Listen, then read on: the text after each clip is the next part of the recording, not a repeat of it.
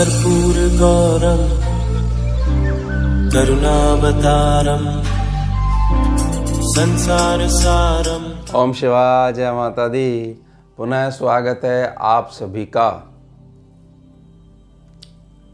अब जो जातक हैं प्रेत से परेशान रहते हैं, प्रेत योनि से परेशान रहते हैं, उसके दुष्प्रभाव देखने को मिलते हैं, तो छोटे छोटे 5 टॉपिक्स ले लेते हैं।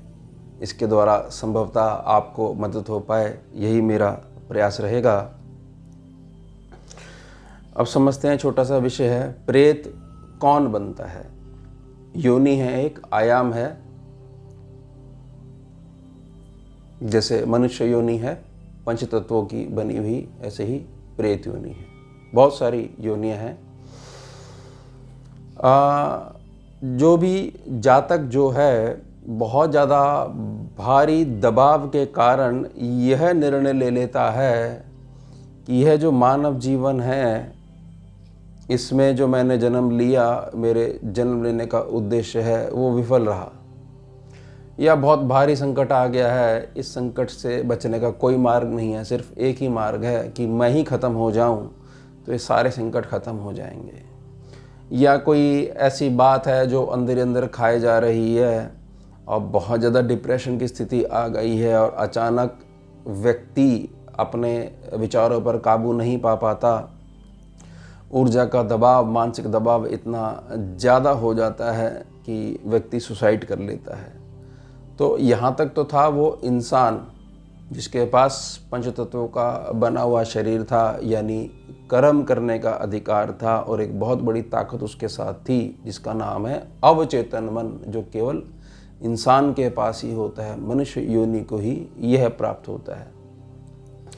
इसीलिए मनुष्य के पास कहीं भी जाने का अधिकार है। मूलाधार में भी रह सकता है, मूलाधार से ऊपर भी उठ सकता है और मूलाधार से नीचे भी जा सकता है। पाताल की 7 लेयर्स में कहीं भी जा सकता है। यह केवल इंसान ही कर सकता है। किसके द्वारा? अवचेतन मदद को आधार बनाते हुए, जो कि उसके लिए काम करता है, मनुष्य के लिए। तो इसके बाद का जब स्टेप है, जब उस व्यक्ति की मृत्यु हो जाएगी, तो वह व्यक्ति जो सुसाइड करेगा, वो अगली स्टेज जो कही जाएगी, यह बोला जाएगा कि आपको अब प्रेत योनि प्राप्त हुई।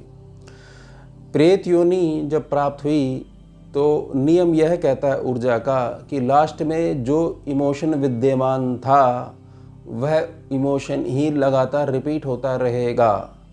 जो ऊर्जा आप लास्ट समय में, अंतिम जो क्षण है, उस समय जिस ऊर्जा से जुड़े हुए थे वही आगे कैरी फॉरवर्ड होगी, क्योंकि केवल कर्म करने का अधिकार मनुष्य के पास है, शरीर के पास है। शरीर तो नहीं रहा अब जो चेतना है, स्मृति है, वो उससे हो गई अलग और एक कंटिन्यूसली लूप में घूम रही है। अब इस बात को समझिएगा कि इमोशन क्या थे। इमोशन बहुत ज़्यादा नेगेटिव वाले थे। अब वो नेगेटिव इमोशन लगातार घूम रहे हैं। तो यह हमारा समझना आवश्यक है कि इंसानी जो शरीर है, मानव जो देह है, उसकी कितनी ज़्यादा अहमियत है, वैल्यू बहुत ज़्यादा है इसकी। ये हमारे को चुनने का अधिकार देती है, निर्णय लेने का डिसीजन पावर देती है, यह सिर्फ हमारे पास ही है। तो यह जो अवस्था है, जो नेक्स्ट स्टेज है, वो कहलाई जाएगी आपकी प्रेत योनि। प्रेत शरीर में आकर क्या खाता है, दूसरा छोटा विषय। इसको थोड़ा सा बेहतर समझने के लिए कि प्रेत जिसके पास शरीर नहीं है और वो व्यक्ति जिसके पास शरीर है, उन दोनों का आपस में जुड़ाव कैसे होता है। हमारी जो बॉडी है, इसको एक छोटे से रेडियो की तरह मानिएगा, और हमारे पास जो कर्म करने का अधिकार है उसको सिग्नल मानिएगा। सिग्नल कहाँ जाएंगे? सिग्नल आकाश में जाएंगे, और जो आप स्टेशन ढूंढ रहे हो उस स्टेशन पे जैसे ही लॉक हो जाएगा, आपको रेडियो में आवाज़ आने लग जाएगी। अब जो प्रेत बना, इसके पास लास्ट में जो पद्धति थी, ऊर्जा की, इमोशनल एनर्जी जो थी, यही सेम ऊर्जा जब कोई व्यक्ति निजी तौर पर पैदा करना आरंभ कर लेगा तो वो वही सिग्नल भेज रहा है कि मेरी जैसी ऊर्जा है, मेरे जैसे विचार हैं, वैसे ही जीव मेरे पास आए। यह वो केवल अनजाने में कर रहा है, भले उसको नहीं पता हो कि प्रेत क्या होते हैं या ऊर्जा क्या होती है, क्योंकि ऊर्जा का पहला नियम यही कहता है कि ऑटोमेटिकली हर क्षण वही ऊर्जा आपकी तरफ इस ब्रह्मांड में से, स्पेस में से आकर्षित हो रही है। जो ऊर्जा आप पैदा कर रहे हो, नोइंगली पैदा कर रहे हो या अननोइंगली पैदा कर रहे हो, जानबूझ के पैदा कर रहे हो या अनजाने में आपके द्वारा वो जो है पैदा हो रही है। तो मूल क्या निकला? मूल ये निकला कि जो आप कर रहे हो वैसा जीव जो है वो आपकी तरफ आकर्षित होगा।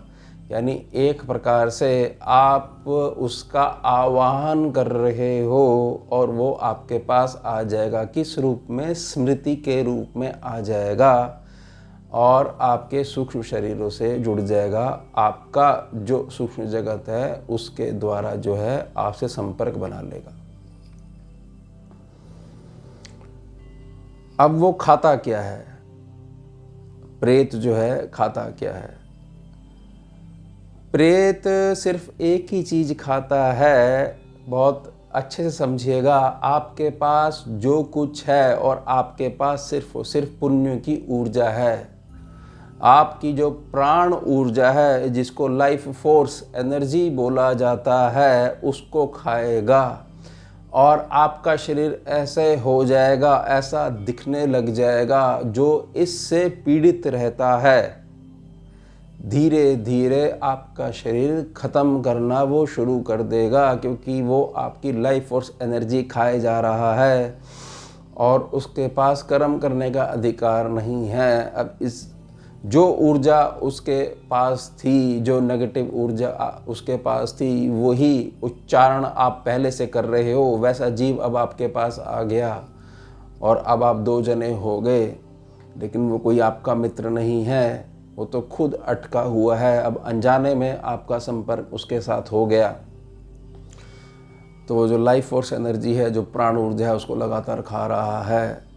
आप बहुत अच्छा खाना खा लो, बहुत कुछ कर लो, लेकिन आपके चेहरे से देख के कोई भी सामान्य व्यक्ति जिसका इन सब बातों से कोई लेना देना नहीं है, वो बता देगा कि आपका शरीर धीरे धीरे ख़त्म होता जा रहा है।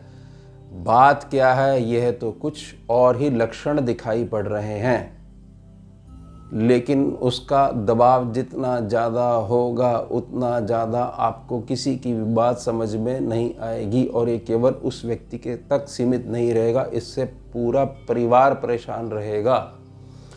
क्योंकि जब एक जना पहुंच जाता है नेगेटिव, तो उसकी आदत है कि भीड़ बुला लो, यहाँ बहुत कुछ माल है खाने को, इन सभी लोगों की ऊर्जा खानी शुरू करो। और इन्होंने ही हमारे को बुलाया है, इनको पता ही नहीं विचारों में कितनी ज़्यादा ताकत होती है। हम खिंचे चले आए इनकी तरफ और हमारे को तो सिर्फ एक ही काम करना है। उसके पश्चात समझेंगे तीसरा छोटा टॉपिक, प्रेत किसको शिकार बनाता है।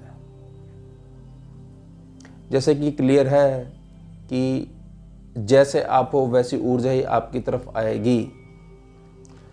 जीवन में जो व्यक्ति का आचरण ऐसा बन जाता है कि मुझे कुछ करना ही नहीं है, शरीर को हिलाना ही नहीं है, सूर्य आ गया है और कोई कारण नहीं है मेरे पास, फिर भी मुझे बहुत देर तक सोना है, बहुत देर तक रात को जगना है, केवल और केवल उल्टी सीधी चीज़ों में ही दिमाग लगाना है, परिश्रम की परिभाषा मुझे सीखनी ही नहीं है, मेरे को तो यह देखना है कि जितनी जल्दी मैं बड़ा बन सकूं और केवल अपनी योनि जो है वो भोग योनि ही बना पाऊं। तो ऐसे व्यक्ति जो हैं नेगेटिव एनर्जी या प्रेत ऊर्जा के संपर्क में आएंगे ही आएंगे, क्योंकि लगातार उनके पास एक ही मंत्र है कि हमारे को किसी भी सिस्टम को अपनाना नहीं है, हमें सिर्फ खाने से मतलब है।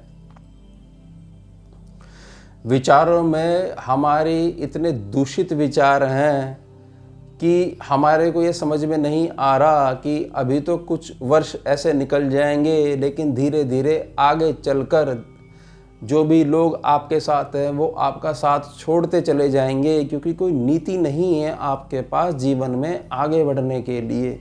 आप कुछ भी नहीं करना चाहते हो तो एक प्रकार से आप भविष्य में उसी मार्ग पे चले जाओगे और आपके पास भी इस प्रकार की व्यवस्था बन जाएगी कि केवल नेगेटिविटी ही जो व्याप्त रहेगी। अब जो 24 घंटे आप उससे ग्रस्त रहोगे तो यह दृष्टि में आप आ जाओगे ऐसी नेगेटिव ऊर्जा के जो बहुत ज़्यादा बड़ी है, और उसके पास तो शरीर ही नहीं है, वो जहाँ अटकी हुई है, और अगर वो आपसे जुड़ गई तो आप भी उसकी तरह ही व्यवहार करने लग जाओगे। और ये प्रार्थना रहेगी, ध्यान रखिएगा, ये सारी जो है कैलकुलेशन मेमोरी है, क्योंकि फिजिकल नहीं है कुछ भी। ये केवल और केवल एक स्मृति आधार पर ही आपको ज्ञान दिया जा रहा है, और स्मृति बनाने का अधिकार शरीर के पास होता है। जिसका शरीर नहीं है उसकी जो स्मृति बन गई है वही अटकी रहेगी। कब तक? जब तक उस पे बाहरी स्मृति उससे बड़ी नहीं आ जाए तब तक उसकी मुक्ति नहीं हो पाएगी, और जो व्यक्ति ग्रस्त है वो ठीक नहीं हो पाएगा। चौथा छोटा टॉपिक, प्रेत कैसे प्रवेश करता है शरीर में। अभी तक हमने यह समझा कि एक ब्रिज बना दिया जाता है इमोशन का, जो आप सोच रहे हो वैसा ही जीव आपकी तरफ आकर्षित हो रहा है। एक दूसरा कारण यह भी है, बहुत सारे जातक क्या करते हैं, स्थान नहीं देखते हैं, निजी जीवन में किसी प्रकार की धर्म की पालना नहीं करते हैं, अपना कुल परिवार परंपरा नहीं देखते हैं, किसी भी भोग की प्राप्ति के लिए वो किसी से भी सलाह लेने चले जाते हैं, अपने पूरे घर की हिस्ट्री बता देते हैं और उनके विषय केवल भोग के होते हैं।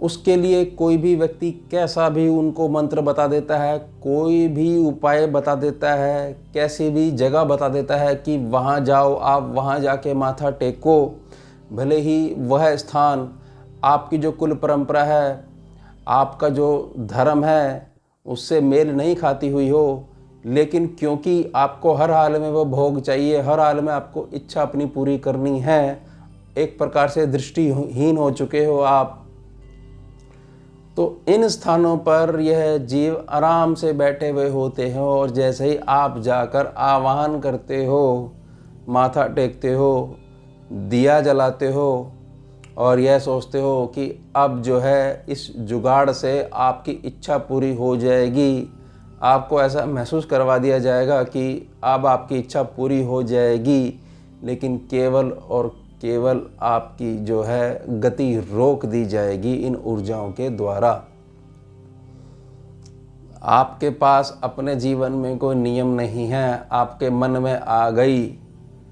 अब युग का भी तो प्रभाव है, लेकिन चुनने का अधिकार तो आपके पास है। आपने किसको चुना कि आपकी गलत बात को जो ठीक कर दे, वो बहुत बड़े गुरुजी महाराज हैं, और उनके द्वारा बताया गया कोई भी उपाय वो आप करोगे ही करोगे। इसके पश्चात दृष्टि तो है ही नहीं हमारे अंदर, हमें तो केवल भोग चाहिए, और बिल्कुल नीचता वाला भोग भी हमें हर हाल में चाहिए। इसके लिए हम सब कुछ करने को तैयार हैं।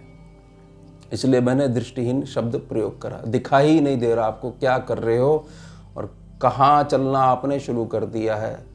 तो यहाँ पर आपका संपर्क इनसे होना ही होना है। एक प्रकार की छोटी सी प्राण प्रतिष्ठा करके आ गए आप तो अपनी इच्छा पूरी करने गए थे, सूक्ष्म शरीर बहुत सारे उठा के ले आए वहाँ से आप, अब वो आपकी प्राण ऊर्जा खाएंगे। जो भोग की आप आशा रख रहे थे, शरीर ही नहीं रहेगा, भोग कहाँ से भोगोगे। तो बड़ा ध्यान रखा करिए, आपका जो अपना धर्म है उसके प्रति अपनी पालना को बनाकर रखिए। आत्मिक बल क्षीण नहीं होना चाहिए, आध्यात्मिक बल बना के रखिए। बहुत ताकत होती है इसमें। जिसके पास आध्यात्मिक बल है, जिसके पास धर्म है, वो जिस क्षेत्र से निकल जाता है उस क्षेत्र में भूत प्रेत पिशाच और राक्षस उनकी मुक्ति हो जाती है। केवल उसके चलने मात्र से इतनी ताकत होती है आध्यात्मिक बल में, उपाय करने की ज़रूरत नहीं होती। और जो मुक्त होता है वो बहुत ज़्यादा आशीर्वाद दे के जाता है। किसको? उस संत को, कि आज हमारे भाग्य खुल गए कि आपके चरण इस मार्ग पे पड़ गए। अधोगति हो रही थी हमारी, अब उत्तम गति होगी। समझ जाइएगा इस बात को। अब इस बात में समझिए कि किस स्थान पर ये ऊर्जा नहीं मिलेगी आपको, या प्रेत किस स्थान पर नहीं जाता है। जहां भी ऐसा समझिए कि ईश्वरीय मंत्रों का उच्चारण हो रहा है और उच्चारण करने वाले के हृदय में भी उच्चारण हो रहा है, नाद हो रहा है, ऐसा जो वातावरण है, ये जो स्थान है, यहाँ पर एक सुरक्षा कवच जो बना हुआ है, इस स्थान को वो पार नहीं कर सकता है। जैसे कोई भी जातक, सामान्य जातक अपने घर में बैठकर ही बहुत लंबे समय तक मंत्रों का उच्चारण करता है और बहुत प्रसन्न रहता है, आत्मिक जुड़ाव उसका इष्ट के साथ, गुरु तत्व के साथ बना हुआ है, तो उसकी शक्ति इतनी ज़्यादा बढ़ जाती है कि एक सुरक्षा कवच उसके शरीर की भी रक्षा करता है और उस स्थान की भी रक्षा करता है। एक प्रकार से वह स्थान पॉजिटिव ऊर्जा से कीलित हो जाता है। तो यह जो स्थान है, इस स्थान को कोई भी नेगेटिव ऊर्जा भेद नहीं पाती है। हाँ, यह ज़रूर है कि प्रयास ज़रूर करती है कि किसी रूप में मैं वहाँ चली जाऊँ और मेरी मुक्ति हो जाए। अनाहत तो उसका भी होता है एक प्रकार से, तो उसके अनाहत में भी यह विद्यमान तो रहता ही है कि देखो मेरी किस प्रकार से दुर्गति हो रही है, कैसे मेरी मुक्ति हो पाए, क्योंकि मेरे पास कर्म करने का अधिकार नहीं है, मैं विवश हूँ। यह सब करने पे एक ऑटोमेटिक कैसेट जो है वो चलती जा रही है, लूप जो है वो चलता जा रहा है और मैं इसमें फंसा हुआ हूँ। तो यह जो स्थान है, तो इस स्थान को पार नहीं करा जा सकता है। यानी कि इसमें एक छोटा सा उपाय भी छुपा हुआ है। जो भी पीड़ित व्यक्ति है, अगर उसके पास बहुत तेज़ आवाज़ में शंख बजाया जाए, जो घंटियाँ होती हैं वो बजाई जाए, भगवान के स्तोत्र हैं, हनुमान चालीसा है, शिव चालीसा है, काली चालीसा है, बड़ी तेज आवाज़ में पढ़ी जाए, तो वो जो जीव जो बैठा हुआ है उसको बहुत ज़्यादा कष्ट होगा। एक प्रकार से उसका जो शरीर बना हुआ है ऊर्जा का, वो नष्ट होना शुरू हो जाएगा और मंथन क्रिया शुरू हो जाएगी। तो धीरे धीरे वो वहाँ से उस जगह को छोड़कर या तो भाग जाएगा या सरेंडर कर जाएगा। अगर भाग जाएगा तो भी रिलीफ मिल गया, क्योंकि उसके पश्चात वो उसी माहौल में वो जो शरीर है वो रहेगा और वो मंत्रों के आशीर्वाद से, भगवान के आशीर्वाद से, गुरु तत्व के आशीर्वाद से उसका शरीर में भी सुरक्षा कवच जो बैठ जाएगा। और अगर मुक्ति हो गई उसकी, स्वयं से ही वो सरेंडर कर गया, तो आपको आभास भी नहीं होगा और जो है आपका जो भी व्यक्ति जो है जो इससे परेशान है वो तुरंत जो है इससे बाहर आ जाएगा। अब इसके साथ में इस बात को समझिएगा कि गीता जी जो हैं, पितृ मुक्ति का, प्रेत मुक्ति का या कोई भी नेगेटिव ऊर्जा है उसकी मुक्ति का आधार बहुत सरल तरीके से बना देती है। तो मेरा निजी अनुभव रहा है, गीता जी आप लेके आइए और 11वां अध्याय जो है जिसमें भगवान माधव के विराट रूप के दर्शन हुए अर्जुन को, तो महात्म्य सहित उसको हिंदी में ही पढ़ लीजिएगा। उसके साथ में जल रखिएगा, एक अध्याय पढ़िए, या तो उस व्यक्ति को जल पिलाइए या उसका छींटा मारिए। छींटा जब मारिएगा तो कुछ जो घास होती है अगर वो मिल जाए, नहीं तो जो दूरवा है उससे जो है आप छींटा मारिएगा, इससे बहुत ज़्यादा रिलीफ मिलेगा। तो ये बहुत ज़्यादा प्राकृतिक रहेगा, बहुत ज़्यादा सरल रहेगा। और अगर आप ऐसी विधि अपनाते हो तो इससे आगे यह भी गारंटी रहेगी कि पुनः कभी आपके आने वाली पीढ़ियों में भी इस प्रकार की समस्या नहीं आएगी। सभी की बुद्धि ठीक रहेगी, भगवान कृष्ण का आशीर्वाद बना रहेगा और केवल पॉजिटिव एनर्जी ही आपकी तरफ हमेशा आकर्षित होती रहेगी। अब मेरी प्रार्थना है, क्योंकि किसी के विचार आप पकड़ नहीं सकते हो, लेकिन छोटे बच्चे हैं आपके यहाँ, तो यह एक दृष्टि बना कर रखा करिए कि आपके बच्चे के जो मित्रगण हैं वो कैसे हैं, आपके बच्चे का किसी भी विषय पर क्या विचार रहता है, उसकी सोच कैसी है, आक्रामक सोच तो नहीं है उस बच्चे की, क्षमा करने का भाव कितना है, भविष्य के प्रति क्या सोच है उस बच्चे की। बढ़ते हुए बच्चे के विषय में मैं प्रार्थना कर रहा हूँ। फ़ोन पे वो सारा दिन क्या देखता है, आपका बच्चा जो है अकेले में तो नहीं बैठने लग गया है, कहीं ऐसा तो नहीं अपने आप से बातें करता रहता है, और जब बच्चे को पुकारा जाता है बड़ी देर में सुनता है, और बड़े पास से पुकारने के बाद भी यह एकदम से चौंक जाता है। तो यह सारे सिम्टम्स हैं, ये धीरे धीरे जो है बच्चे को उसी ऊर्जा की तरफ लेकर जा रहे हैं कि बच्चा व्यर्थ में बहुत अच्छा जीवन होते हुए भी केवल विचारों पे कंट्रोल नहीं होने की वजह से या ऐसी खराब संगत होने की वजह से ऐसे विचारों को पकड़ के बैठा है, क्योंकि विचार जैसे होंगे आप, तो सृष्टि से आने वाली किसी भी ऊर्जा को आप रोक नहीं सकते हो। इस बात को ध्यान रखिएगा। तो मेरी बड़ी प्रार्थना रहेगी माता पिता से, आप बच्चों के प्रति थोड़ा सा ध्यान रखा करिए। और ईश्वरीय तत्व, गुरु तत्व हर जगह विद्यमान है, आपको कहीं भी बहुत ज़्यादा उठकर जाने की ज़रूरत नहीं है। घर से भी आप प्रार्थना के द्वारा जुड़ सकते हो। और उसके पश्चात दर्शनों हेतु शक्तिपीठ हैं, बड़े बड़े मंदिर हैं। तो अन्यत्र जो स्थान है केवल इच्छा पूर्ति के लिए, तो आप क्या यह सिद्ध करना चाहते हो कि बड़े बड़े जो स्थान हैं वहाँ ताकत नहीं है, गुरु आश्रम में ताकत नहीं है, गुरु की समाधि जहाँ है वहाँ ताकत नहीं है। उल्टे सीधे स्थानों पर जाकर ये दिए जलाना, पूजा करना, मीठा रख के आना, इससे केवल हमारी इच्छा पूरी हो जाए। तो आप अपनी इच्छा को भी तो देखिए, क्या यह धर्म अनुकूल है या नहीं है। इन सभी बातों का आप ध्यान बना के रखिएगा। अब मिलते हैं आपसे अगले भाग में नए विषय के साथ। जुड़िए और जोड़िए। ओम शिवा, जय माता। भुजगेन्द्रहारं कर्पूरगौरं करुणावतारं